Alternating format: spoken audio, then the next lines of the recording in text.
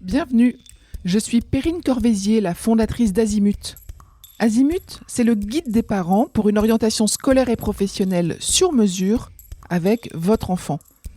Nous nous appuyons sur près de 100 spécialistes de l'orientation pour vous informer et vous conseiller.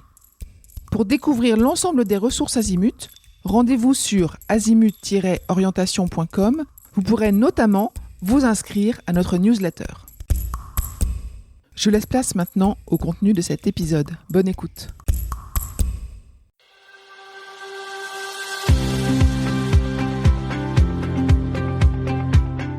Si vous êtes en liste d'attente pour une partie ou l'ensemble de vos vœux le 2 juin 2025, rassurez-vous, les listes d'attente évoluent très rapidement dès les premiers jours.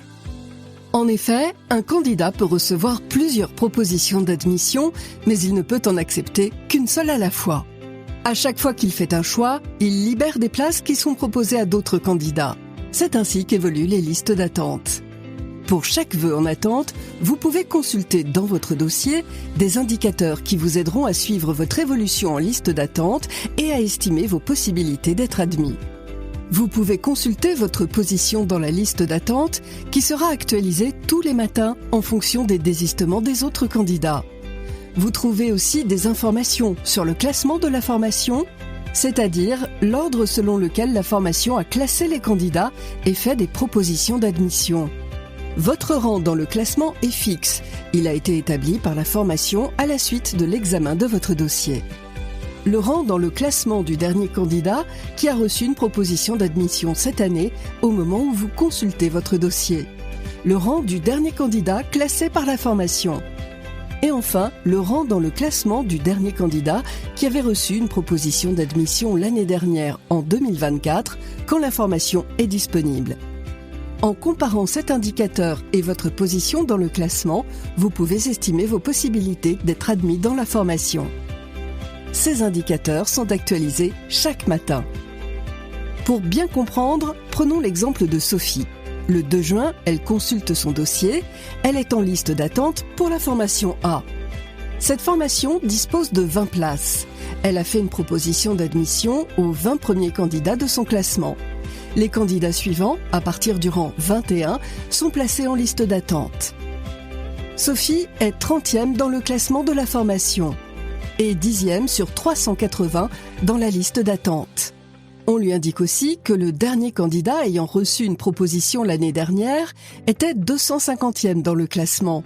C'est une indication très favorable pour Sophie.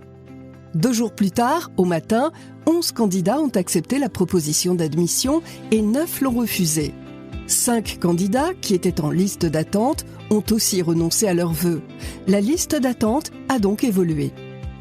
En effet, la formation A a fait de nouvelles propositions d'admission jusqu'au rang 33 de son classement. Sophie est 30e, elle a donc reçu une proposition. Sophie a 2 options. Soit elle accepte définitivement la proposition d'admission de la formation A et renonce ainsi à ses autres vœux. Soit elle accepte la proposition d'admission de la formation A et garde un ou plusieurs vœux en attente qui ont sa préférence.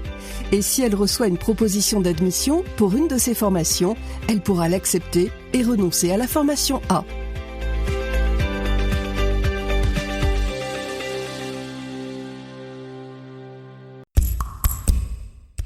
Je vous retiens quelques instants. Vous écoutez peut-être sur Apple ou sur Spotify ou sur Deezer ou sur une autre application de podcast. Je voulais m'assurer que vous connaissiez l'existence de notre site azimut-orientation.com.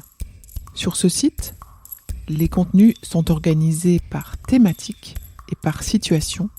Ceux qui connaissent, adorent et utilisent notre moteur de recherche, ce qui leur permet d'aller chercher directement le bon contenu qui correspond à leur problématique. Je vous encourage à vous y connecter et n'oubliez pas de vous inscrire à notre newsletter. Merci de votre fidélité et à bientôt.